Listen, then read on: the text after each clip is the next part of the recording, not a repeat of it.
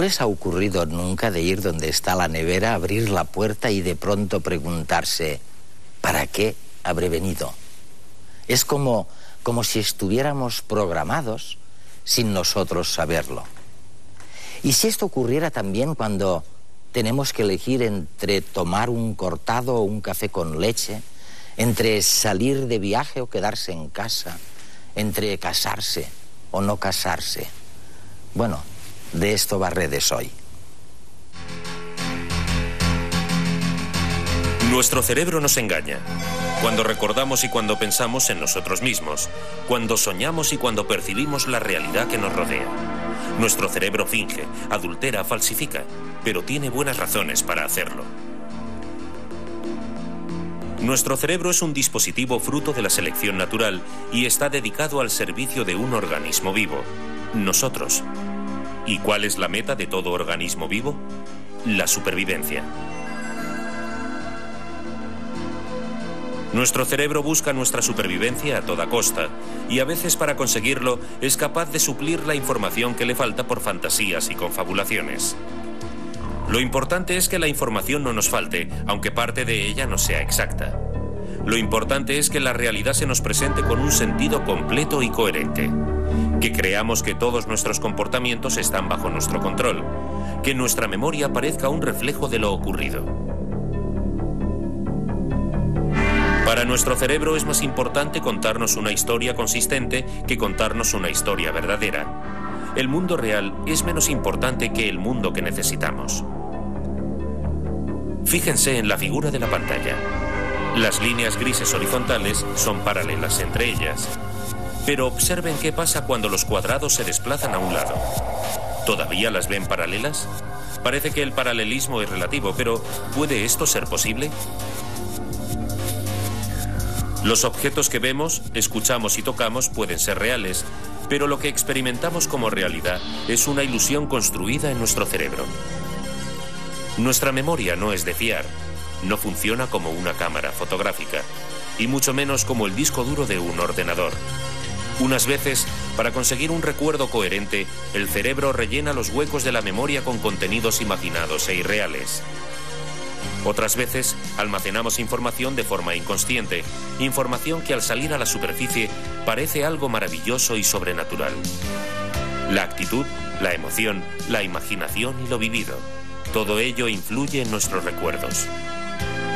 Lo cierto es que vivimos en un mundo construido por nuestro cerebro. Y por nuestro bien, unas veces nos muestra cosas que no están y otras nos esconde cosas que sí están.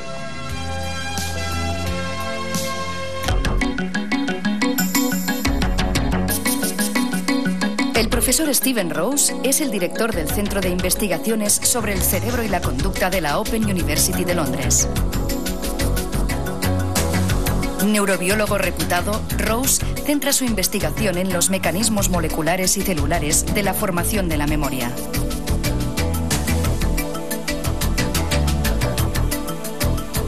Vamos a hacer juntos un experimento.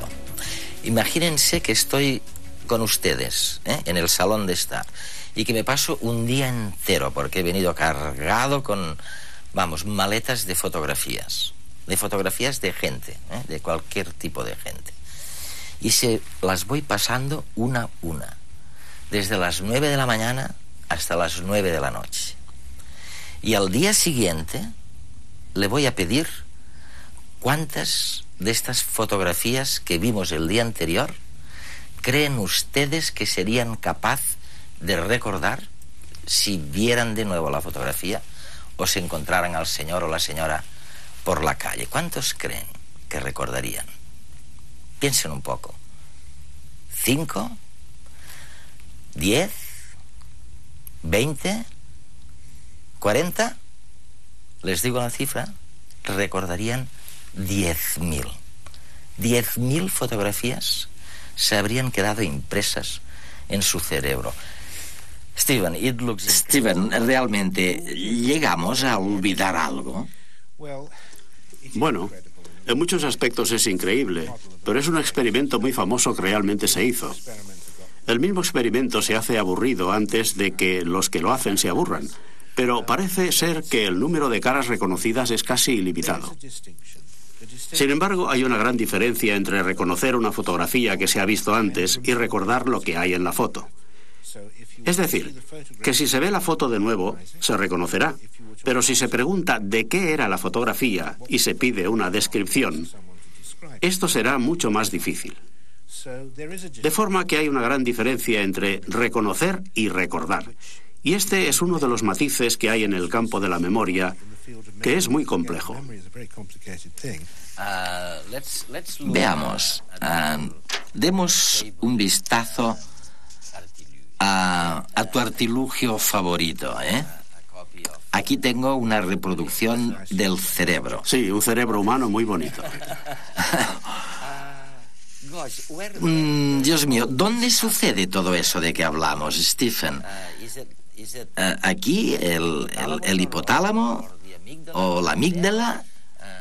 Si pensamos en el caso del Alzheimer, en el que las personas olvidan incluso la noción de sí mismas, ¿dónde demonios sucede? Si observamos el cerebro en conjunto, hay esta gran estructura del córtex cerebral aquí, que todo el mundo reconoce. Pero hay también muchas estructuras profundas y muy importantes en el interior. Si partimos en dos este cerebro de plástico, empezamos a ver algunas de las estructuras imprescindibles para el ser humano en la formación de su memoria.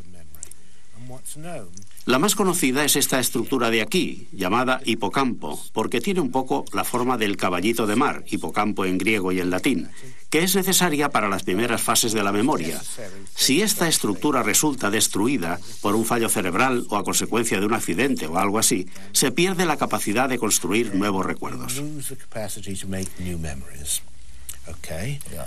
En la enfermedad de Alzheimer, las células nerviosas de esta región del cerebro se encuentran entre las primeras células nerviosas que mueren por causa de la enfermedad. Y esta es la razón por la que creemos que a las personas que empiezan a padecer Alzheimer les resulta muy difícil recordar cosas nuevas. Después mueren muchas otras células y la situación va empeorando. Pero es extraordinario pensar que hoy están viviendo personas cuyo hipocampo quedó destruido por un accidente o por un golpe, o por alguna intervención médica. O por haberse degradado. Hay también intervenciones médicas que destruyen regiones del cerebro. Por ejemplo, en casos de epilepsia. Recordarás un caso famoso, el del paciente al que conocemos solo por las iniciales HM. En los años 50 del siglo pasado, y hoy todavía vive, su hipocampo quedó destruido. En aquel entonces él era un joven de unos 20 años y hoy conserva todos los recuerdos hasta el momento justo en que su hipocampo quedó destruido. Pero si le preguntas qué edad tiene, dice que todavía tiene 20 años. Y te conoce y habla contigo, pero si te vas de la habitación y vuelves a entrar, te hablará como si nunca te hubiera visto antes, porque no puede almacenar nuevos recuerdos.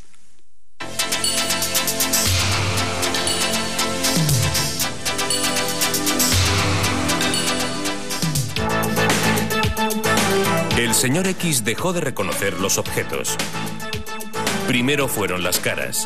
Veía una nariz, luego dos ojos, una boca, dientes, pero no relacionaba todas estas cosas entre sí. No reconocía a quién tenía delante, a no ser que éste hablase. Entonces sabía perfectamente con quién estaba.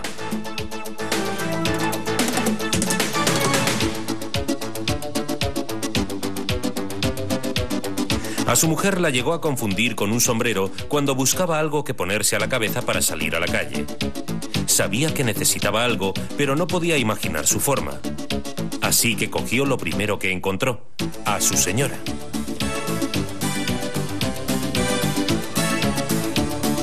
Incapaz de reconocer nada más allá de las formas geométricas simples, para él una flor, tras examinarla detenidamente, era una extraña forma roja enrollada sobre un soporte lineal verde. Sin embargo, con solo olerla, podía identificar de qué especie se trataba.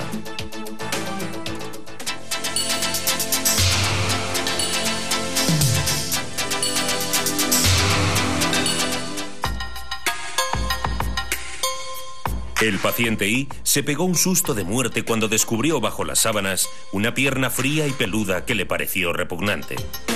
Asustado, intentó echarla de la cama, pero no pudo evitar caer también él. El médico acudió en su ayuda. ¿Qué le ocurre? Alguien ha metido esta pierna en la cama y ahora la tengo unida a mi cuerpo. No sé cómo ha ocurrido. ¿Y esta no es su pierna, dice? No, en absoluto. ¿Cómo podría serlo? Es una monstruosidad.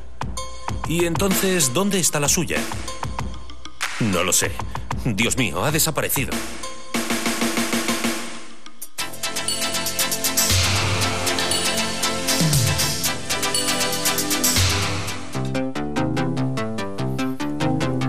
La señora M perdió la conciencia del lado izquierdo de su cuerpo. Para ella era como si no existiera. Ni siquiera puede girarse a la izquierda. Para poder visualizar algo de ese lado, da la vuelta completa por la derecha.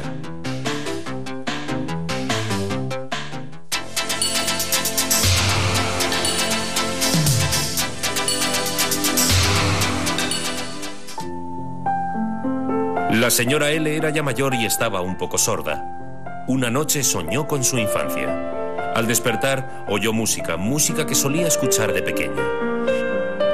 Intentó averiguar de dónde provenía. Finalmente, se dio cuenta de que las canciones provenían de su propia cabeza. Con el tiempo, la música cesó poco a poco.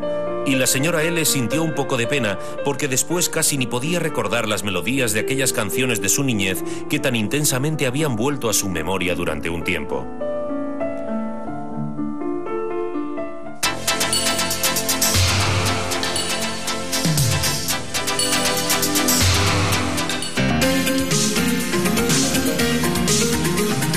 F era un estudiante de medicina. Una noche soñó que era un perro. Al despertar sintió que el mundo había cambiado. Los colores tenían muchas más tonalidades y los olores eran mucho más intensos y sutiles. Podía reconocer a gente con gran facilidad e incluso intuir su estado de ánimo mediante su olor corporal e incluso orientarse en la ciudad.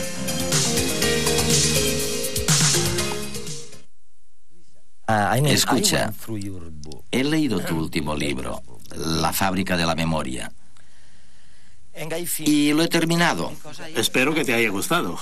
Sí, lo he acabado. Y te diré por qué.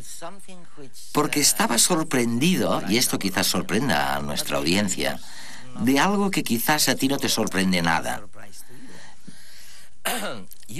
Dices que cuando un animal, normalmente, ya sé que tú trabajas con unos pollitos monísimos, ¿no? Con pollitos de un día. Tienen un día. Un día solo. Oye, esperemos que hayan servido para una causa de la que podamos un día beneficiarnos. Dices que cuando un animal está en un proceso de aprendizaje, un proceso en el que se le enseña algo que le va a ayudar a conocer su entorno, donde va a vivir, que le va a ayudar a sobrevivir, algo cambia, dices. Algo cambia en las neuronas del cerebro o en las sinapsis, en las conexiones. Es decir, que se ha producido un cambio físico, enseñando. Dices que si se les enseña algo, también sucede algo en la estructura del cerebro. Desde luego. Pero creo que lo mejor es que empiece explicando lo que hago con los pollitos que tienen un día. Los pollitos tienen que aprender muy rápidamente lo que sucede en el entorno, porque como ya sabes, son muy precoces. Desde que salen del cascarón tienen que encontrar el alimento por ellos mismos. No se quedan con el pico abierto esperando que llegue la madre y les traiga la comida. Tienen que explorar el entorno y lo hacen a base de picotazos. De manera que les enseñamos a los pollitos una pequeña bolita brillante y espontáneamente, en 10 o 20 segundos, le están dando picotazos. Si se hace que la bolita sea amarga, es decir, que tenga un sabor desagradable, la picotean una vez, mueven la cabeza y no vuelven a picotear a una bolita como esa nunca más. De forma que han aprendido que esa bolita tiene un sabor desagradable. Esta es una estrategia de supervivencia. Es una tarea de aprendizaje muy potente. Es decir, que el comportamiento cambia a partir de esta experiencia única. Pero también algo tiene que cambiar en el cerebro para que el comportamiento cambie. Y todo esto guarda relación con un mecanismo al que tú llamas las moléculas adhesivas. Unas moléculas que se pegan a un sitio. Y hago esta pregunta porque es importante para el problema del Alzheimer, para la idea de que se puede hacer algo para combatir la decadencia de la memoria. Déjame explicar lo que hemos descubierto. En colaboración con colegas de otros laboratorios, observando a los animales cuando aprenden a llevar a cabo una tarea nueva. Y suponemos que los seres humanos actúan igual. Se activa un conjunto concreto de neuronas, de células nerviosas, y si la experiencia resulta ser importante para el animal y por consiguiente necesita ser registrada y aprendida, se producen cambios en los niveles hormonales y cambios en los neurotransmisores. Se dan procesos químicos en cascada que se producen en la sinapsis y en los que toman parte los neurotransmisores y algunos mecanismos intercelulares. Y de ahí sucede, invariablemente en todos los experimentos que se han hecho, que se sintetizan nuevas proteínas. Y estas proteínas son transportadas desde el cuerpo de la célula hasta la sinapsis. Y ahí, que es la unión entre una célula y la otra, cambian la estructura, hacen variar las conexiones. Lo que hemos hecho ha sido identificar las moléculas que son importantes para el cambio de las conexiones. Y son esas a las que yo llamo moléculas adhesivas. Stephen, hay algo que tenemos que resumir mejor en nuestra conversación.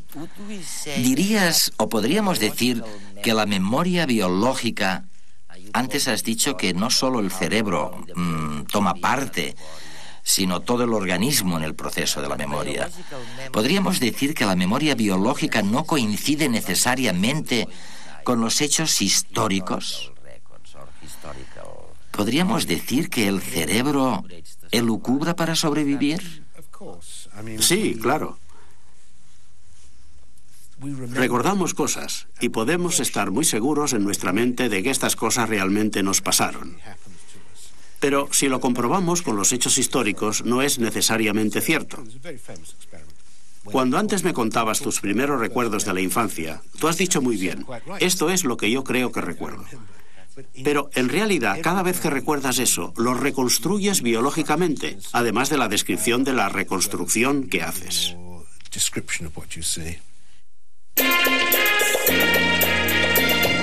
Nos ha ocurrido a todos. Estamos allí y es como si ya hubiéramos estado antes. Sabemos qué es lo que va a pasar. Es el fenómeno del déjà vu o de lo ya visto. ¿Por qué se produce? No está claro.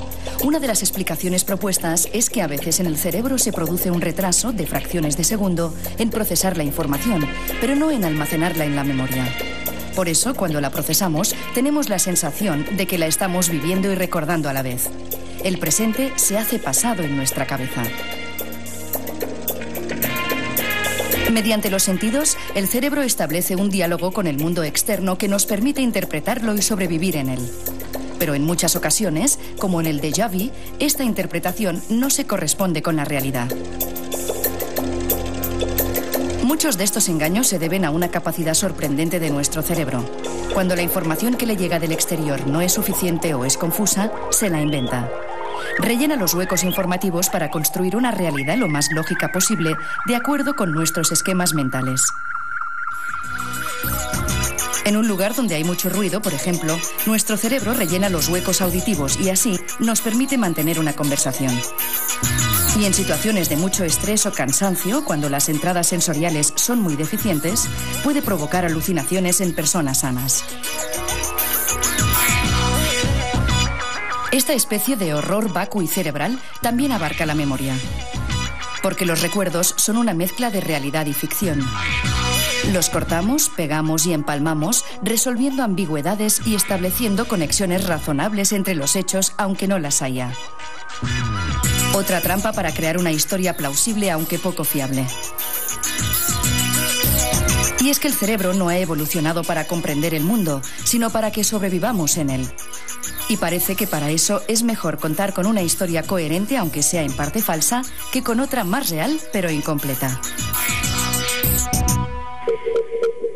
Sin embargo, la más impactante de las ilusiones mentales quizás sea la sensación de unidad mental, el yo, la conciencia de uno mismo. Hoy sospechamos que es uno más de los productos de la actividad cerebral. Ni nada más, ni nada menos.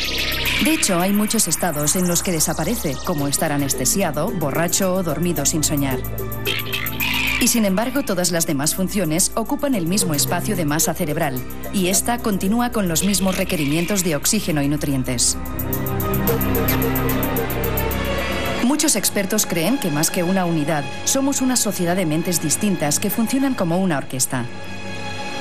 Pueden sonar todos los instrumentos a la vez, pero también se forman quintetos, cuartetos o simplemente un solo.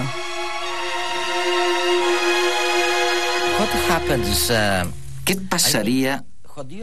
Quiero decir, oye, vamos a ver.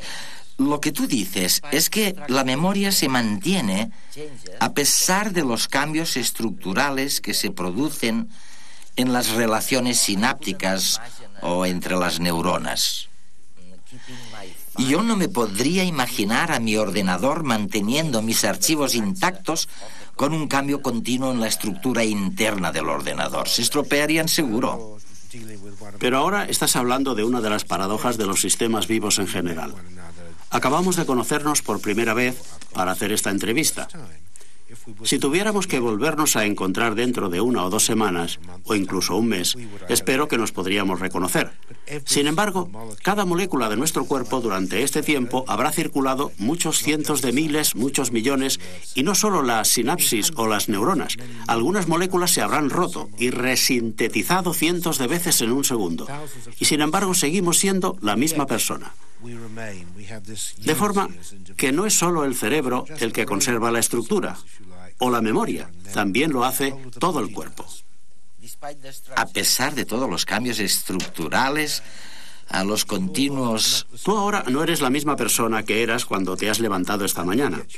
Y sin embargo tienes la impresión de que lo eres, pero en términos de moléculas no lo eres. Es decir, creo que en biología tenemos un problema al intentar comprender cómo mantenemos una unidad estructural, una unidad que la da el proceso, la dinámica. Aunque las moléculas estén cambiando constantemente, y esta creo que es una reflexión fascinante.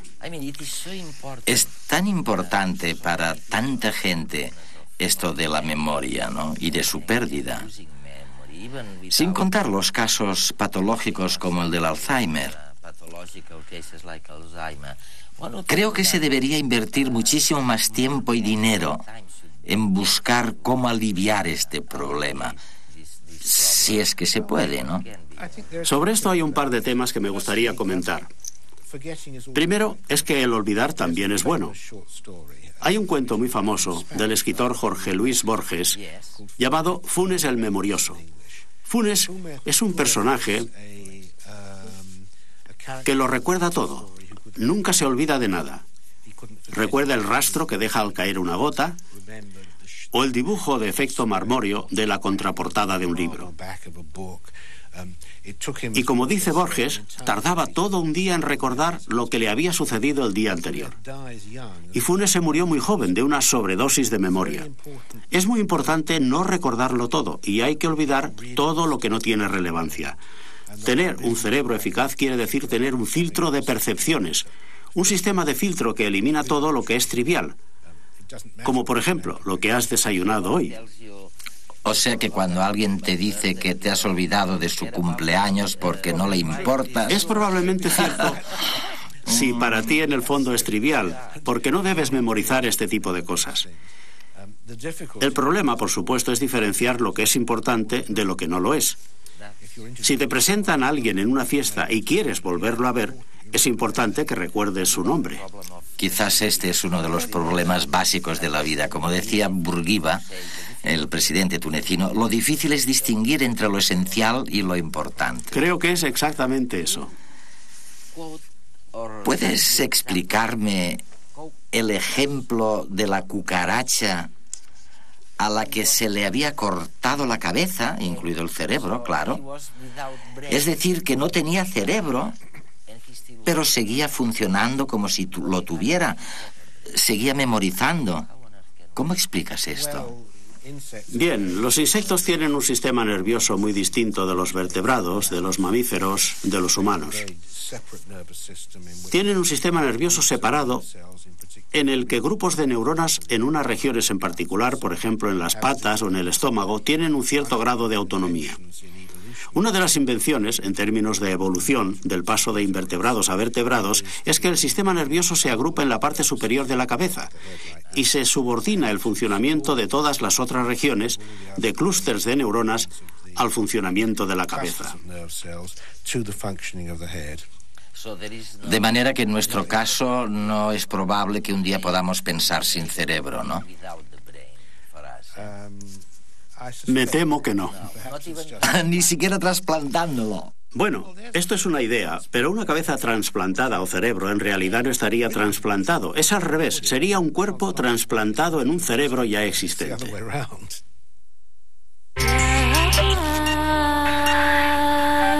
Hoy nos vamos a ocupar de, imagínenselo, nos vamos a ocupar de, bueno, cómo funciona el cerebro cuando funciona, ¿no? ¿Cómo guardamos las cosas? Si las guardamos forever, para siempre, o las guardamos y las olvidamos. Y luego, ¿cómo olvidamos? Si olvidamos, es realmente ver si nos podemos fiar del cerebro, ¿no? Y bueno, y saber, comparándolo con el del resto de los animales, saber, oye, un poco lo básico, ¿no?, que debiéramos saber, ¿no? Por supuesto que estamos en redes, ¿no?, en la 2, transmitiendo para nuestras audiencias en España y por el canal internacional en el resto del mundo. Oye, con instrumentos externos, o sea, con manipulaciones externas vía fármacos. Se ha hablado mucho, por ejemplo, de los fármacos de la inteligencia, los smart drugs, ¿no? ¿Se puede alterar o no se puede alterar el cerebro de la gente? Por ejemplo, en el caso, para ir a un paradigma concreto, despierto o dormido, es evidente que a una persona despierta se le puede inducir el sueño y cambiar su estado de actividad eléctrica con fármacos. Esto es así. Ahora, si se está hablando de manipulación más selectiva, por ejemplo, inducir cierta toma de decisiones, bueno, entramos en el ámbito de la neurofarmacología, y que puede tener dos ámbitos de aplicación. La intervención terapéutica, por ejemplo, se puede cambiar la situación o el estado de un enfermo con una patología bipolar, se puede cambiar la situación de un enfermo esquizofrénico con fármacos de ese... Hombre, evidentemente sí. De todas formas, los fármacos cambian más fácilmente estados que contenidos. Es decir, es muy fácil darle a un sujeto un fármaco y le aumenta su estado vital, por ejemplo, su nivel consciente, por ejemplo, fumando, tomar nicotina y su nivel consciente aumenta. Distinto es cambiar contenidos, es decir, darle a alguien una droga y que pase de ser del Real Madrid y que sea del Real Madrid y sea del Barcelona. Oye, eso no se hace todavía. Esto es muy difícil. Por eso digo, los fármacos, la psicofarmacología se basa hoy por hoy en modificar los niveles de conciencia, los estados mentales. Se puede favorecer o disminuir. No las estructuras. No los contenidos, además, no el contenido. Oye, yo cada vez que voy a Estados Unidos y entro por allí o paso delante de un escaparate, me encuentro cantidad de botellitas de unos fármacos que llaman DHEA. Como si fuera una cosa importantísima para mejorar la memoria, para mejorar el funcionamiento del cerebro. ¿Qué hay de esto? Bueno, hay toda una batería de fármacos en esa dirección y de hecho ahora la industria psicofarmacéutica está trabajando, buscando, digamos, la aspirina de la memoria. Yo creo que hay una gran, aunque no está dicho así, están directamente porque teóricamente la farmacología va a curar enfermedades, no sé, las demencias, las enfermedades neurodegenerativas, pero el fármaco que sería un boom es una especie de aspirina que igual que mejora el estado, la sensación vital, pues que mejorase la capacidad de memoria que tiene un sujeto, sobre todo cuando alcanza cierta edad, empieza a olvidar nombres, a olvidar situaciones, algo de ese tipo. El experimento de hoy va de cambios. ¿Y saben de qué? Obviamente de cambios en el cerebro. ¿Y saben de quién? Bueno, pues de los taxistas de Londres. ¿Y saben por qué? Pues simplemente porque son taxistas en lugar de otra cosa.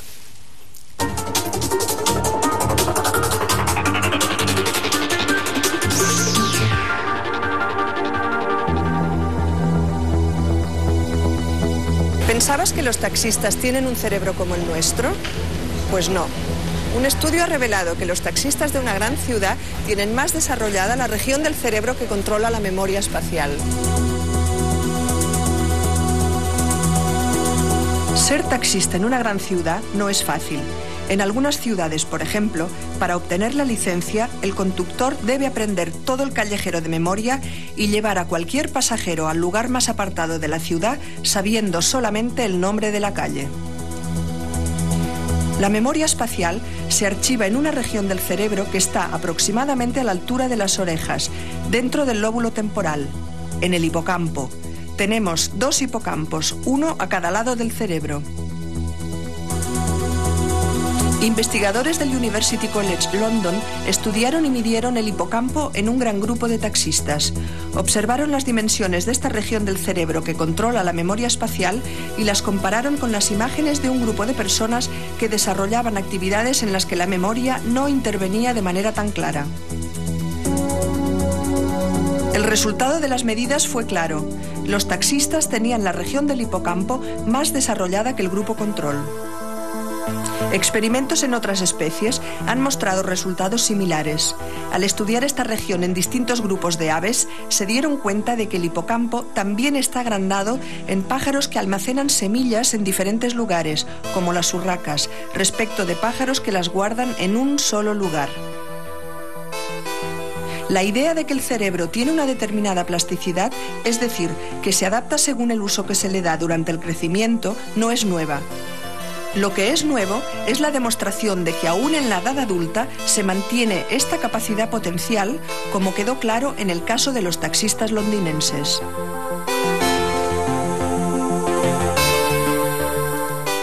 Bueno, ya lo han visto, o sea que los taxistas londinenses tienen una parte del cerebro más grande y simplemente se trata de aquella parte dedicada supuestamente a la intuición espacial, ¿no? A manejar a la orientación espacial.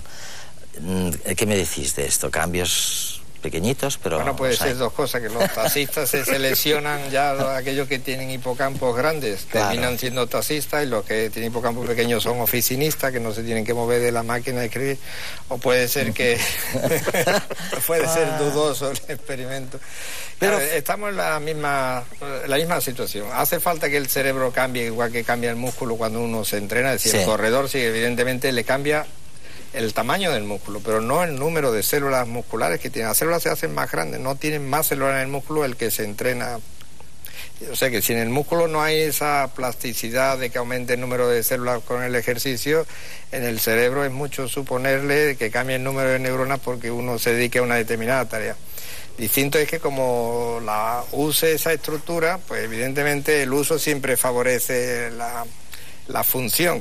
Pero cuando la gente dice recuerdo, o sea, ahora mismo te pongo un ejemplo. Oye, ahora mismo recuerdo a una perra que yo tuve que se murió, que quería mucho y que se llamaba Loto. Oye, ¿dónde estaba esta perra? ¿Dónde estaba este recuerdo? Antes de que os lo mencionara ahora. ¿Dónde Esa es la idea del estado funcional. Estaba almacenado y cuando se activa ese estado sale todo junto. Sale la perra con la situación, el entorno y el estado emocional del sujeto que le resultaba agradable ver su perro. Eso es rescatarlo de la memoria, pero no está necesariamente en un sitio físico, que es la idea de poner la memoria en una caja. Sí. Y abro la caja del perro. Pero está todo lo que me ha pasado ahí dentro, muere en alguna parte. De momento la neurociencia lo más que puede decir que el cerebro es el que produce la actividad mental, no hay otro sitio donde se guarden esas cosas. No sé si Juanvi tiene otro sitio. Mira, hay que ser muy discretos se maneja sistemáticamente el concepto de representación. El concepto de representación hace alusión a la forma en la que se almacenan los recuerdos, que pues, de entrada hay que decir, no son para nada una imagen fiel. No son una imagen fiel. No pueden serlo porque, asumiendo una visión simplista, hay un proceso de traducción, vamos a decirlo así, desde la realidad del lenguaje del mundo, es la energía que nos rodea, al lenguaje de las neuronas. Entonces hay un proceso vamos a llamarlo así, de codificación. Por tanto, no tenemos ninguna razón para pensar que hay una imagen fiel, y desde luego nadie espere que se le abra la cabeza y aparezca una fotografía tuya, por un caso de un perro que yo tuve. Pero oye, ¿por qué recuerdo unas cosas muy bien? Por ejemplo, oye, pasan los años y te prometo que aunque haya pasado 15 años sin montar en bicicleta, sigo sabiendo montar en bicicleta. Y en cambio me dicen, oye, ¿cómo se llamaba el tío con el que cenaste ayer noche y tenías a tu derecha? Y no lo recuerdo. La explicación que da la ciencia a esto es que la memoria, aunque nosotros como humanos vivamos en una realidad supuestamente avanzada, la memoria esencialmente es un proceso de naturaleza adaptativa. Adaptativa quiere decir, desde el punto de vista evolutivo darwiniano, es un proceso que mejora nuestra supervivencia. La guardo porque me interesa. Entonces, ¿por qué se guardan las cosas? Porque tienen valor adaptativo. Oye, entonces las mujeres o los hombres tienen razón cuando dicen, te has olvidado de mi cumpleaños porque no te intereso. Bueno, pues es posible, es un tema delicado, pero la realidad es que uno recuerda aquellas cosas por las que tiene motivación. Hay veces que la gente dice, no me acuerdo de algo, pero es que te da igual. De todas formas, no son funciones comparables. Montar en bicicleta no es lo mismo que recordar un nombre.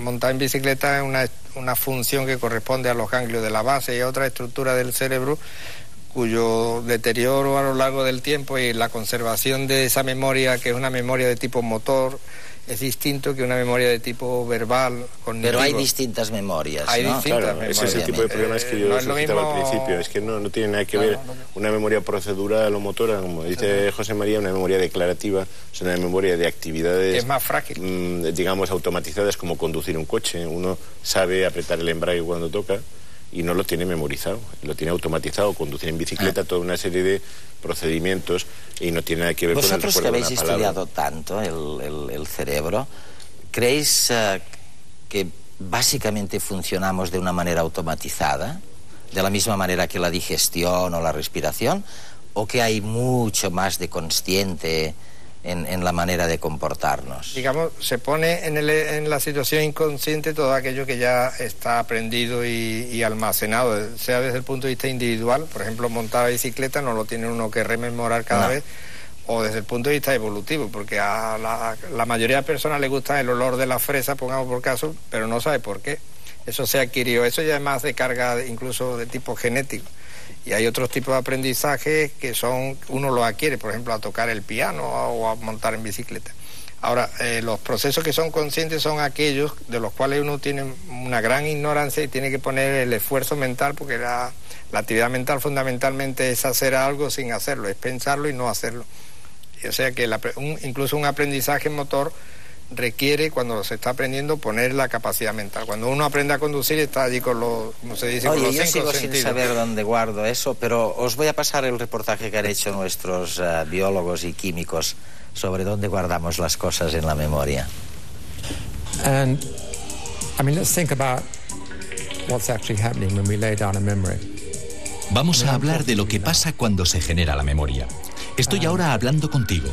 Todas estas experiencias sensitivas que estoy teniendo, mis manos moviéndose, yo mirando tu cara enfrente de mí, oyendo mi voz, oyendo tu voz, todo esto está llegando al cerebro como patrones de impulsos nerviosos. Tú no existes. Existen los patrones de actividad nerviosa que mi cerebro experimenta. Y como sé que voy a recordar este momento, es evidente que hay algo que ha tenido que cambiar en mi cerebro. Mi cerebro será distinto mañana de como es hoy, por el hecho de tener el recuerdo de esta conversación. El estar hablando contigo ha producido unos patrones de actividad neuronal, de impulsos nerviosos. Son estos los que provocan cambios en mi cerebro a través de vías nerviosas, a través de sinapsis. La información se almacena en el cerebro en la sinapsis, que son las conexiones entre las células nerviosas. Ya desde las primeras observaciones de Cajal, a principios del siglo XX, se vio que no podía ser en otro lugar. El resto es hardware. Hay procesos nerviosos, impulsos nerviosos, que son mecanismos constantes, invariables. El mejor candidato eran las conexiones entre las células nerviosas, donde llega el impulso eléctrico y libera transmisores químicos que cruzan el espacio entre neuronas hasta alcanzar la neurona adjunta. Allí se desencadena entonces el impulso eléctrico. Es la transmisión sináptica, un proceso variable, cambiante. Así, Las experiencias están codificadas en regiones particulares del cerebro, en determinadas redes, en forma de cambios en la fuerza de las transmisiones sinápticas de determinados conjuntos de sinapsis dentro de la inmensa red neuronal. Y esto es la memoria. Estos cambios en el peso, en la fuerza de determinadas sinapsis del cerebro. Hay muchos tipos de memoria. No es un fenómeno unitario. La memoria que usamos en nuestro día a día, la que nos dice lo que hemos hecho hoy, lo que comimos ayer, se almacena, al menos durante un tiempo, en el hipocampo. Quedémonos con la idea de que la información que acompaña cualquier experiencia vivida llega al hipocampo desde todos los centros sensitivos del cuerpo. Allí permanece probablemente durante más de un año. Pero mientras tanto, el hipocampo establece una verdadera conversación con distintas regiones de la corteza. El córtex auditivo, el córtex visual. Esta conversación a dos vías entre el hipocampo y estas regiones corticales, este tráfico neuronal, es lo que se suele llamar el proceso de consolidación. Los recuerdos han de ser consolidados y en ese proceso intervienen el hipocampo y el córtex. Finalmente, los recuerdos abandonan el hipocampo y quedan almacenados definitivamente en la corteza. Así, la memoria de la infancia está en el córtex y no depende ya del hipocampo. Si lo retiráramos, no perderíamos esos recuerdos, pero no podríamos crear nuevos recuerdos. Otro neurofisiólogo, diciéndonos que el almacenamiento de recuerdos se produce en muchísimas partes del cerebro, no hay una cajita, ¿no? Y eso seguramente nos llevaría al tema de que el cerebro es realmente muy complicado y muy complejo, ¿no, José María?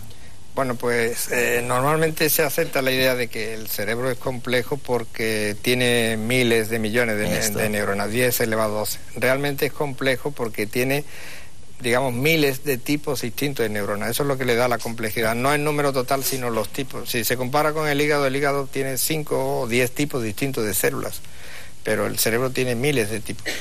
Lo que pasa es que cada tipo de célula tiene una función y esa función se traduce en que la información que entra a ese tipo de célula sale transformada en otra cosa. Y eso es el trabajo de los fisiólogos.